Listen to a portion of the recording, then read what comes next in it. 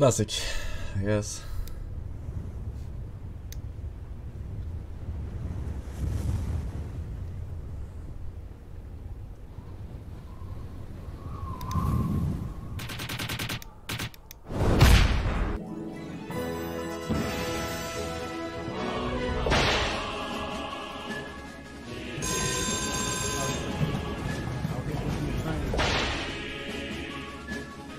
What? It's Pepe's become kind of a symbol. Немцы дают Парусу деньги, Парус через время.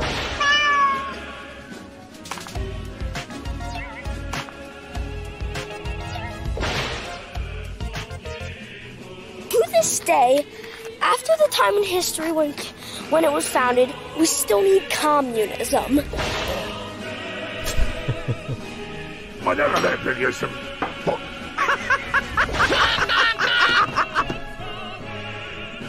gentle laborer shall no longer suffer from the noxious greed of Mr. Krabs.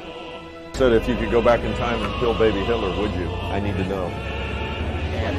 Hell yeah, I would.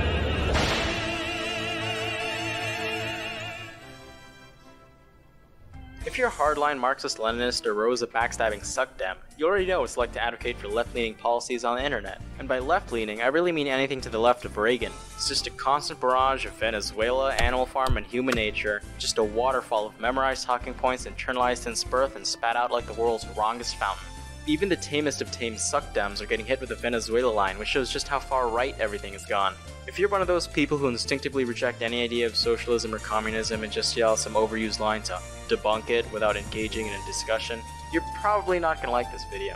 I don't even really know what you're doing here, just go write that con about helicopters and how Vladimir Stalin killed 100 trillion people.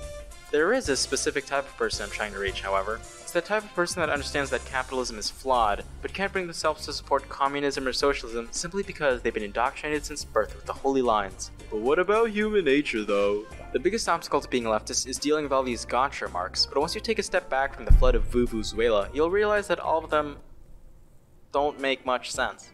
The problem is that a lot of people simply haven't heard responses to all these anti-communist arguments, which is why I'm going to do the world a favor by debunking all of them, and hopefully none of us will ever have to deal with these arguments again. Oh, who am I kidding?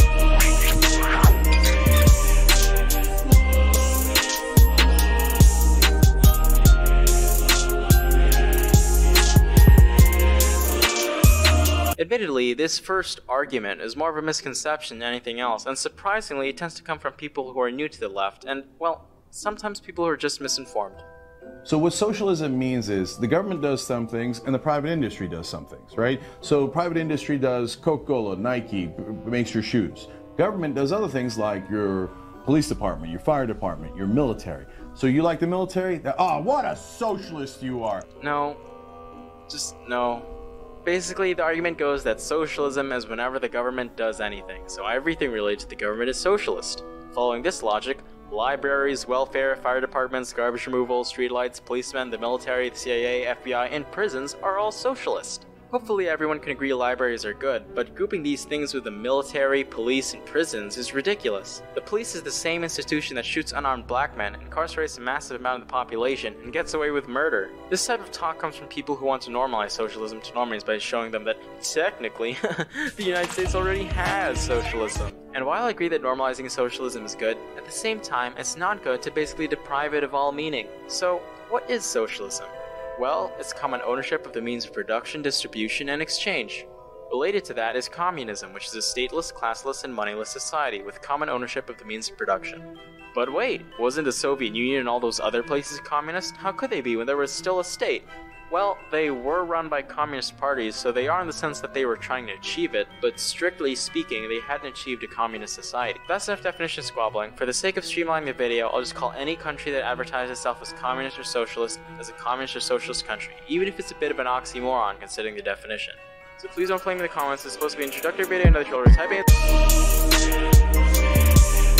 The image that comes to most people's mind when the communists or socialists talk about wanting more equality is that of a bland, boring dystopia where everyone is forced to be equal. Communism would essentially force everyone to become part of a hive mind, or at least is how the general idea goes. However, the idea that more equality means suppressing the talented elite to the common level of the masses is just wrong. When communists say we want more equality, they mean freeing the masses so they can unleash their suppressed talents. After the October Revolution, there was a flourishing of art, culture, and creativity.